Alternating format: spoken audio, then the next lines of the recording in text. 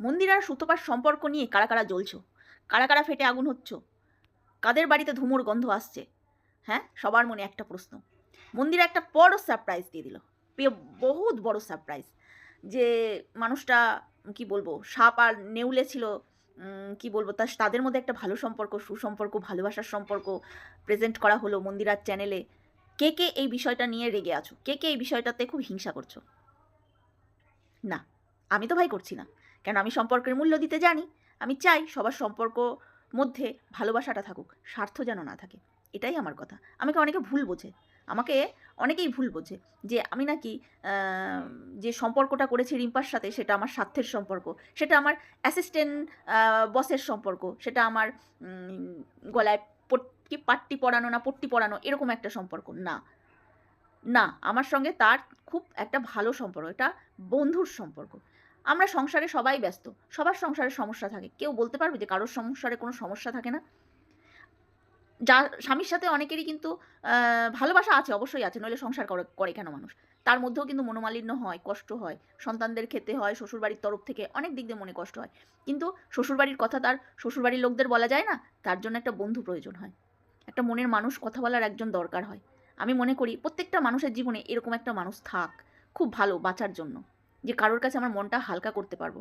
কারোর কাছে গিয়ে আমার অনেক, অনেক কিছু সংসারের অনেক কিছুর পর যদি মনের কথাটা কাউকে বলতে পারি, কাউকে বলে হালকা হতে পারি, অনেক মাইন্ডটা না ফ্রেশ হয়ে যায়।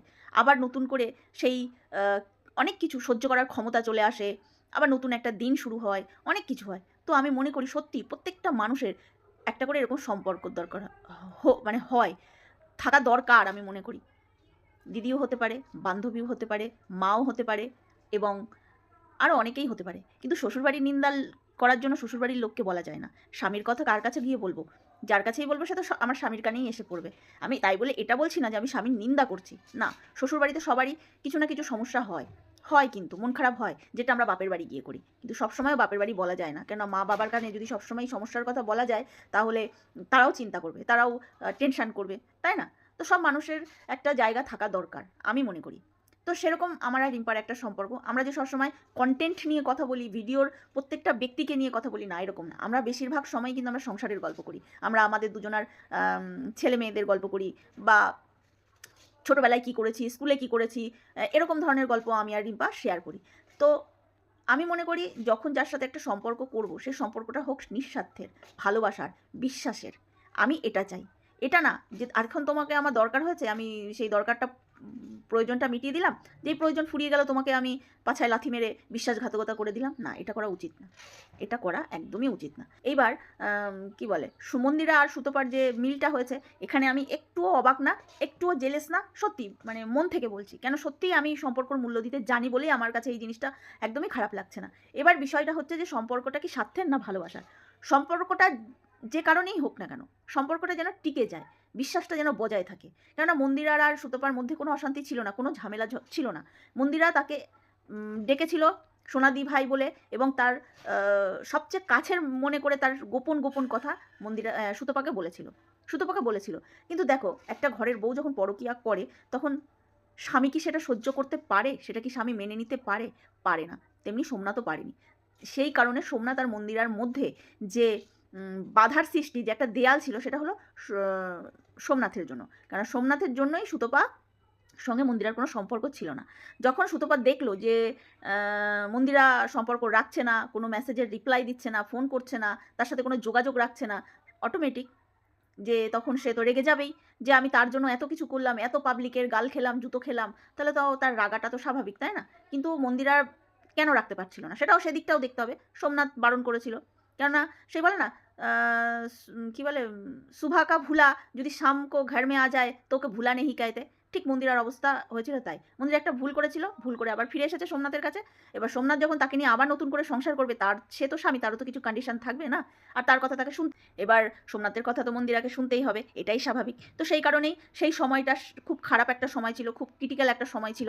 যে সময়ে কেউ কাউকে ধৈর্য বা মানে কি বলবো, সময় দেয়নি সেই সময়টাকে। হয়তো সময় দিলে সেই সম্পর্কটা আবার হয়তো এই যে যা ঘটনাগুলো ঘটেছিল মাঝখানে সুতপা আর মন্দিরার মধ্যে, হয়তো সেটা ঘটতই না।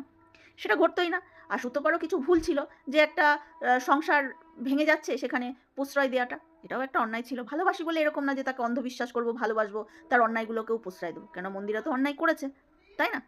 তো যাই হোক, তো মন্দিরা আর সুতপার সম্পর্ক নিয়ে আমার তো কোনো ভাই মাথা ব্যথা নেই, কেননা মন্দিরা আমার কন্টেন্ট ছিল না কোনো দিনই, বা সুতপাকে নিয়েও যে আমি রোজ ভিডিও করি এরকমও না। কিন্তু কিছু কিছু মানুষ হয়তো ভাবছে যে ওদের সম্পর্কটা নিয়ে অনেকে হিংসা করছে, জ্বলছে। আমি সেই সব ক্রিয়েটারদেরও দোষ দেব না, স্বাভাবিক এটা। তারা কন্ট্রোভার্সি করে, তারা একদিন মন্দিরার হয়ে লড়েছে, একদিন মানে কি বলবো, মন্দিরার পাশে দাঁড়িয়েছে। তাদের রাগ হওয়াটা আমি মনে করি না যে এটা কোনো অস্বাভাবিক। যে অনেকে বলছে কারা কারা হিংসায় জ্বলছো, এই যে বুদ্ধিহীনের মতন কথাবার্তা। হিংসায় যার জ্বলার সে জ্বলবে।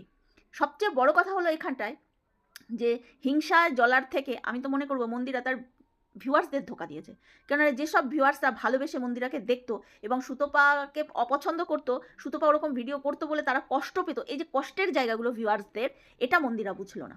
এটাই হলো সবচেয়ে বড় কষ্টের কথা। কেননা নিঃস্বার্থভাবে যদি কেউ সাপোর্ট করে থাকে মন্দিরাকে, তাহলে তার তো আমি মনে করি এখানে সবচেয়ে বেশি বিশ্বাসঘাতকতা বলো আর জ্বলন হিংসা যাই বলো, যেটা ফিল করছে সেটা হলো নিঃস্বার্থহীন ভিউয়ার্স। কেন একমাত্র নিঃস্বার্থভাবে যারা মন্দিরাকে ভালোবাসতো, ভিউজ দিত, একমাত্র ভিউয়ার্সরাই এখানে প্রতারিত হলো মন্দিরার থেকে। কারণ কন্ট্রোভার্সি ক্রিয়েটাররা যারা যতই হিংসা করুক না কেন, যতই রাগ করুক না কেন, তাদের কিন্তু ওটা কন্টেন্ট ছিল। তাদের মন্দিরাকে বলে, সে নেগেটিভ বলুক আর পজিটিভ বলুক, যেভাবেই মন্দিরার পাশে দাঁড়াক না কেন, মন্দিরাকে বলে তাদেরও ভিউজ হচ্ছিল, তাদেরও পয়সা ইনকাম হচ্ছিল। তা সুতরাং আমি মনে করি কোনো কন্ট্রোভার্সি ক্রিয়েটার যদি জলে হিংসা করে, তাতে কিছু আসে যায় না। আসে যায় কোথায়? আসে যায় সেই সব ভিউয়ার্সদের কথা ভেবে যারা মন্দিরাকে নিঃস্বার্থভাবে দেখতো, বা সেই সব ভিউয়ার্সদেরকে মন্দিরা ঠকালো, তাদেরকে ঠকালো, তাদের সঙ্গে চিট করলো। কেন তারাও কষ্ট পেয়েছে যখন মন্দিরাকে ওইভাবে সুতপা নানা রকম কথা বলেছে। ভিউয়ার্সরাও কিন্তু কিছু ভিউয়ার্সরাও কিন্তু অনেক কষ্ট পেয়েছে, তার কমেন্ট বক্সে এসে বলেছে, এবং মন্দিরার হয়ে সুতপার কমেন্ট বক্সে গিয়ে সুতপাকে গালাগাল করেছে। তাহলে সবচেয়ে বেশি চিট কে হলো? ভিউয়ার্সরা হলো। তো যাই হোক, যেটা হওয়ার সেটা হবেই, আমি তুমি বললে কিচ্ছু হবে না, এটা হওয়ারই ছিল। কেননা মন্দিরার সঙ্গে সুতপার কোনো খারাপ সম্পর্ক ছিল না, সব সময় ভালো সম্পর্কই ছিল। কিন্তু এই সম্পর্কটার মধ্যেই দেয়াল ছিল সোমনাথ। যেদিন থেকে সোমনাথ এই বিষয়টাকে মেনে নিল, বা সবাই মিলে বোঝালো যে এটা পেছনে, ক্যামেরার পেছনে মিটমাট করে নেওয়া ভালো, বা একটা কন্ডিশন আসলো, একটা সমঝোতা হলো যে এই জিনিসটা মিটিয়ে নেওয়া উচিত। কেননা এখানে দুজনারই ক্ষতি হচ্ছিল, দুজনারই পয়সার ধ্বংস হচ্ছিল, কোনো না কোনো জায়গায় দুজনায় হ্যারেস হচ্ছিল। কেননা দেখো, কেস করলে তো হলো না, কেস করলে উকিল ধরতে হয়, পয়সা খরচা করতে হয়, সেখানে যেতে হয়, সময় দিতে হয়। আর আইনি কোনো কেসে তুমি গেলাম, মুখ দেখিয়ে চলে আসলাম, এটা হয় না। যেদিন তুমি তোমার ডেট পড়বে, বা যেদিন তুমি মনে করবে উকিলের সঙ্গে দেখা করবে, কোর্টে যাবে, থানায় যাবে, সেদিন পুরো দিনটা লেগে যায়, পুরো দিনটা কিন্তু পুরো নষ্ট হয়ে যায়। সেদিন যদি তোমার অন্য কোনো কাজও থাকে, কোনো ইম্পর্টেন্স কাজ থাকে, সেই কাজটা কিন্তু ভেস্তে যায়, সেই কাজটাও হয়তো হয় না, ক্ষতি হয়ে যায় একটা। আর সত্যি কথা বলতে কি, এখানে সবাই দুটো পয়সা আর্নিং করতে এসছে। তারা যদি ওই কোর্ট কামারি কেসের পেছনে সময় দেয় বা পয়সা খরচা করে, দুদিক থেকেই ক্ষতি। সুতপার দিক থেকেও ক্ষতি, মন্দিরার দিক থেকেও ক্ষতি। তো সবাই মিলে যখন বোঝালো, তখন তারা বুঝলো যে না, এটা করলে আমারও দুটো পয়সা বাঁচবে, ও ভাবছে আমারও একটু সময় বাঁচবে। আর যেখানে মন্দিরার সঙ্গে সুতপার একটা সফট কর্নার ছিল, হয়তো সুতপারও ছিল, নইলে সুতপা কেন আসলো, সুতপারও ছিল, স্বার্থই থাক আর কোনো সফট কর্নারই থাক, ছিল। মন্দিরা সফট কর্নারও হয়তো ছিল, আবার কোনো স্বার্থও হয়তো ছিল। এই জন্যই দুজনে এক জায়গায় হতে পেরেছে, জিনিসটা মিটমাট করে নিয়েছে, মিলমিশ করে নিয়েছে। তো খুব ভালো একটা ব্যাপার হয়েছে। আমি তো ভাই ভীষণ খুশি। তবে আমি মনে করি যে সব সম্পর্কের মধ্যে বিশ্বাস থাকাটা খুব প্রয়োজন, সব কিছু স্বার্থ দিয়ে হয় না। তো যাই হোক, এটা হলো আমার বক্তব্য মন্দিরা আর সুতপার মিলের মধ্যে যে সম্পর্কটার কথা, এটা আমি এটুকু বললাম। এবার আসি আমি শিল্পীদির কথায়। শিল্পীদি, সবসময় আমাকে অভিযোগ করো না যে তুমি তুমি অন্ধভক্ত রিম্পার, আমি রিম্পাকে কেন এত ভালোবাসি, কেন এত ওকে কিছু বলি না, ওর ভুলগুলো কেন বলি না। এই দেখো, এবার তো বুঝতে পারলে যে যদি সত্যি সত্যি কোনো ভালোবাসার সম্পর্ক থাকে, তাহলে কি হয় জানো তো, টান একটা থাকে। তো সব সম্পর্ক আমি মনে করি না এরকম লোক দেখিয়ে, লোক হাসিয়ে একবার কি বলবো, এটাকে নোংরামি বলে যেটা করেছে মন্দিরা সুতপা। এই যে নোংরামিগুলো করেছে, এ ওকে কাদা ছুঁড়েছে, ও ওকে কাদা ছুঁড়েছে, এ ওর নামে বলেছে, ও ওর নামে বলেছে, এই যে ভিডিওতে যে এত কিছু হয়েছে, লোক হাসানো, লাস্টে কি হলো, লাস্টে কিন্তু দুজনের কি হলো, মিল হয়ে গেল। মিল হয়ে গেল। দেখো, আমি এটা গ্যারান্টি দিয়েও বলতে পারি না যে আমি কোনোদিন রিম্পার সাথে সামনাসামনি হব কিনা, আমি কোনোদিন রিম্পার সঙ্গে দেখা করতে পারবো কিনা, এটাও আমি গ্যারান্টি দিতে পারি না। হয়তো মন থেকে খুব ইচ্ছে করে ওকে একটু সামনে থেকে দেখি, একটু জড়িয়ে ধরি, ইচ্ছে করে। কিন্তু আমরা এতটা দূরেই থাকি না, সেটা কখনো সম্ভব হবে কিনা আমি জানি না। যদি হয় আমার জন্য সেটা খুব খুব ভালো হবে, খুব আনন্দের একটা বিষয় হবে। কিন্তু দেখো, যাকে চিনি না জানি না, তার সাথে যাকে কোনোদিন তার সাথে আমার দেখা হবে কি হবে না, এই যে এই জিনিসটা, তাকে আমি দুটো জ্ঞান দিতে গিয়ে বা তার দুটো দোষ ধরতে গিয়ে আমি যে নিজের থেকে তৈরি করা একটা সুন্দর সম্পর্ক, এটা বিচ্ছেদ করে ফেলবো, এটাও ঠিক না। রিম্পাকে নিয়ে আমি হয়তো দুদিন কন্টেন্ট করবো, রিম্পার ভুলগুলো বলার জন্য আমি হয়তো দুদিন কন্টেন্ট করে ভিডিও করতে পারবো, কিন্তু তারপরে নিজে চোখ মেলাতে পারবো যে যাকে একদিন ভালোবেসেছিলাম আজকে তাকে গালাগাল দিয়ে পয়সা ইনকাম করেছি। আলটিমেটলি তো একটা খারাপ সম্পর্ক এসে যাবে না, একটা সম্পর্কের মধ্যে একটা চির ধরে যাবে, একটা ভাঙন হয়ে যাবে, যেটা আমি করতে চাইছি না। যাকে ভালোবাসি। তুমি বললে না যে পার্সোনাল আর প্রফেশনটাকে আলাদা করতে, একদমই তাই। আমি যার সঙ্গে পার্সোনালি সম্পর্ক রাখি তার সঙ্গে প্রফেশনালি সম্পর্ক রাখি না। এবার বোঝো, তাহলে আমার সঙ্গে রিম্পার সম্পর্কটা কিন্তু পার্সোনালি, প্রফেশনাল না, যেটা তোমার সঙ্গেও ছিল। তুমি অতটা গভীরে আসতে পারোনি আমার সাথে। কেন আসতে পারোনি জানো তো? তোমার জন্যই তুমি আসতে পারোনি, কারণ তুমি মানুষকে বিশ্বাসই করো না। তুমি কোনো সময় কারোর সঙ্গে মিশতে গেলে কি করো? কিন্তু রেখে মিশতে আসো। তোমার সবসময় মনে হয় যে এর সঙ্গে এই কথা বলবো, সেই যদি আমার পোল ভান্ডা ফুটে দেয়, ওর সাথে আমি ওই কথা বলবো। সব মানুষকে এক কাঠগড়ায় দাঁড়াতে নেই, সবাই সমান হয় না, সবাই সমান হয় না। আমিও বলি যে সত্যি আমার ভালোবাসার মানুষও খুব কম। আমি যার সঙ্গে মিশি খুবই মন দিয়ে মিশি, খুবই মন দিয়ে মিশি, বা আমার নিজের থেকে আমি চেষ্টা করি যে এই সম্পর্কটাকে ধরে রাখার। আমি চেষ্টা করেছিলাম তোমার সঙ্গেও আমার সম্পর্কটা থাক।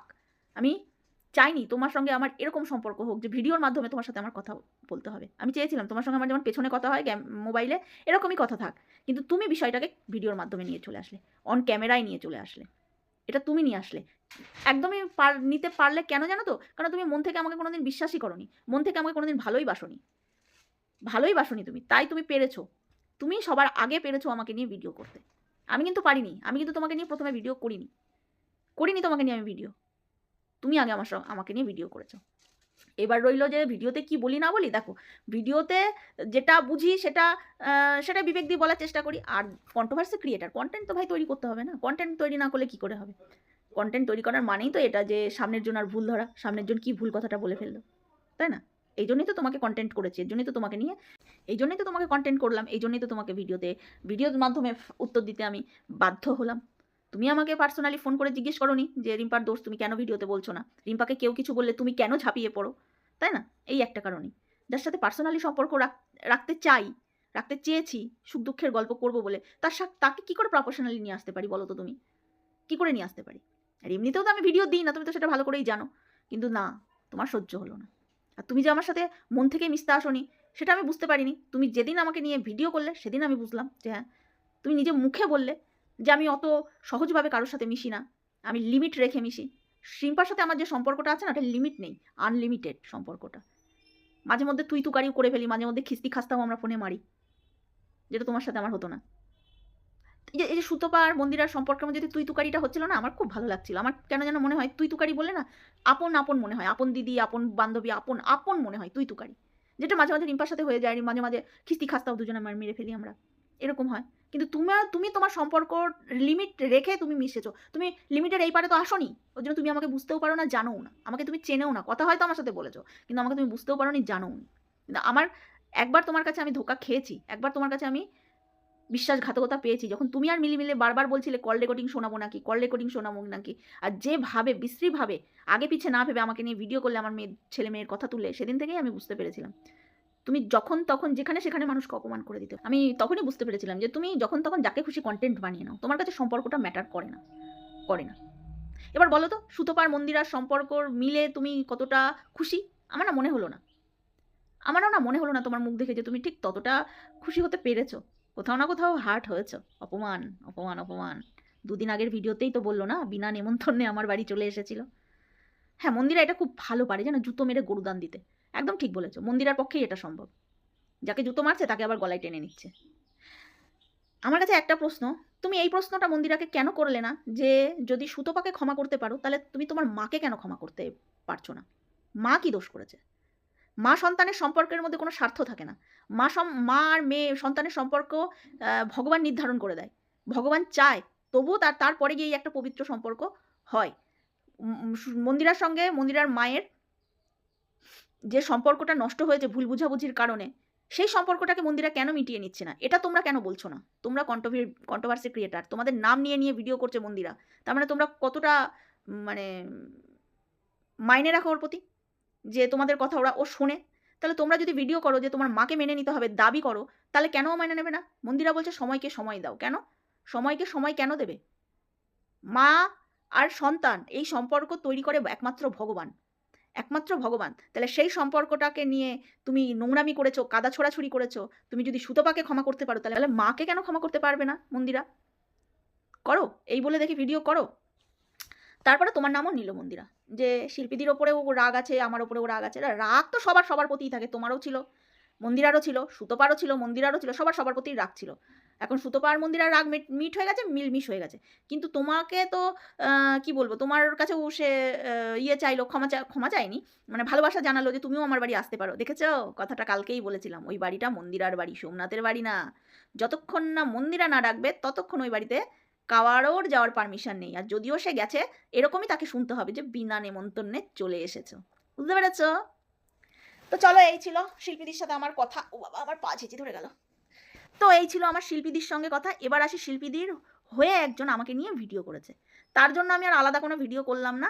তার জন্য যেটুকু প্রশ্ন করেছে সেটুকুর উত্তরটাই আমি শুধু দিতে আসলাম। তো সেই মেয়েটার নাম ঋতুস। ঋতুস এরকম কি হবে? ঋতু এরকম কিছু একটা হবে, আমি ভালো করে পড়িনি। সে আমাকে নিয়ে ভিডিও করেছে, আমাকে ট্যাগ করে ভিডিও করেছে। দেখো, ট্যাগ করে ভিডিও করেছো, কথার উত্তর তো অবশ্যই দেবো। আমি ছোট বড় ক্রিয়েটার বুঝি না। যে প্রশ্ন করবে তাকেই উত্তর দেবো, সে বড় হোক আর ছোট হোক। আমার কাছে ক্রিয়েটার ভাই ক্রিয়েটার। অনেক বড় ক্রিয়েটাররা মনে করে আমরা বড়, আমাদের ভিউজ হয় বলে আমরা হনু। আমি সেটা ভাবি না, প্রথম কথা।